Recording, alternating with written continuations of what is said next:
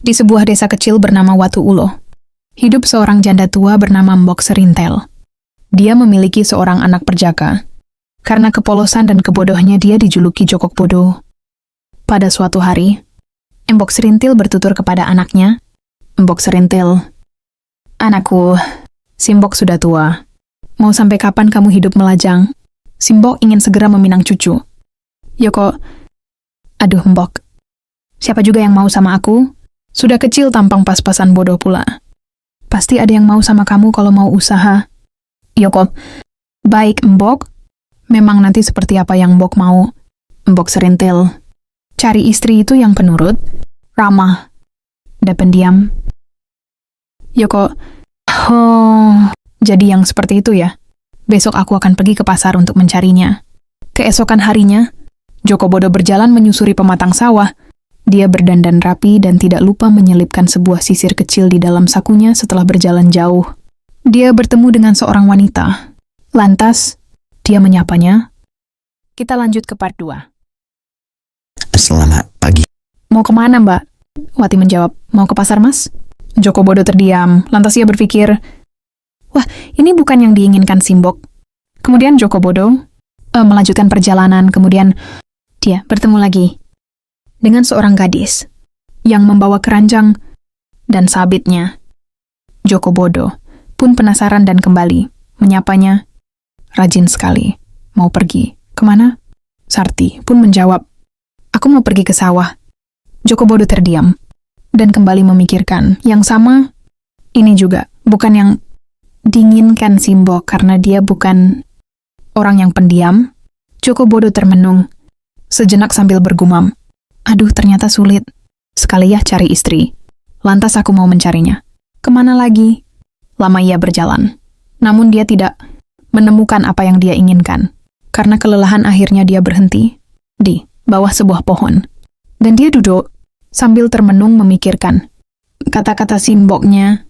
Tak berlama, lewatlah seorang perempuan yang sangat cantik jelita. Dia berharap, semoga perempuan inilah yang harapkan Simboknya. Dia pun menyapa, "Joko Bodo, panas begini mau kemana?" Sari pun diam tak menjawab, hanya tersenyum. Joko Bodo kok diam saja perempuan itu? Kembali tersenyum sambil tersipu malu. CB pun berkata kalau capek, "Mampir sini dulu juga nggak apa-apa. Bisa buat aku teman ngobrol meski sebentar." Sari dia mendekat dan duduk di samping Joko Bodo. Tak menunggu lama, Joko Bodo pun mencoba melanjutkan aksinya.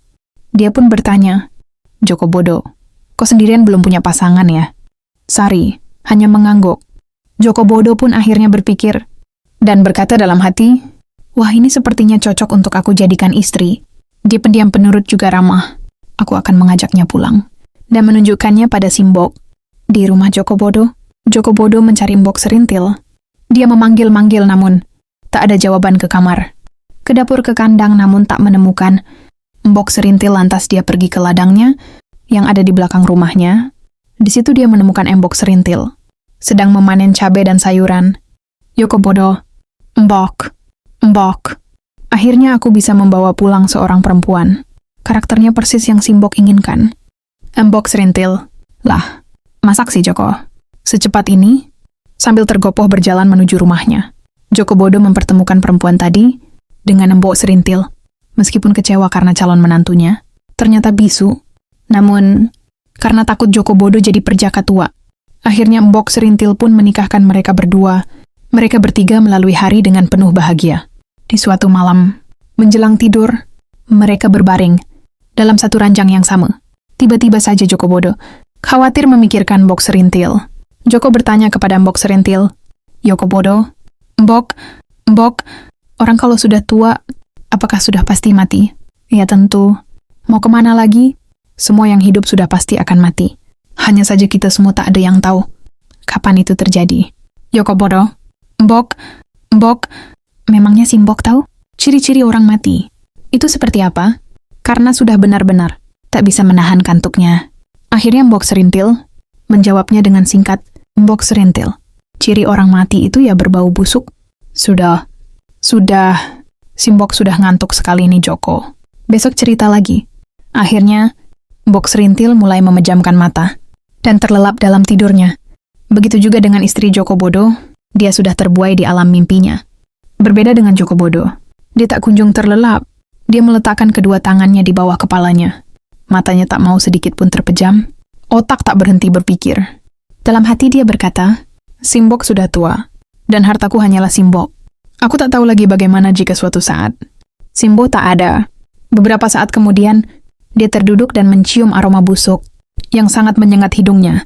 Dia mengendus sana-sini. Dia mendekati istrinya. Kemudian Embok serintil. Betapa kagetnya Joko Bodo, ternyata aroma busuk tersebut berasal dari tubuh Embok serintil. Karena bodohnya Joko, tanpa mencoba membangunkan Embok serintil, dia justru berlari keluar rumah. Dia menangis sesenggukan sambil berkata, Mbok, kenapa tega ninggalin aku Mbok? Padahal Simbok tahu kalau aku tidak bisa hidup tanpa Simbok. Meski aku telah punya pasangan hidup, tanpa sepengetahuan Joko Bodo, Mbok serintil tak mati. Dia hanya buang gas saja, berbau sangat busuk dan menyengat. Karena siang harinya makan telur rebus, yang lumayan banyak karena putus asa. Dia pun berlari menuju tebing.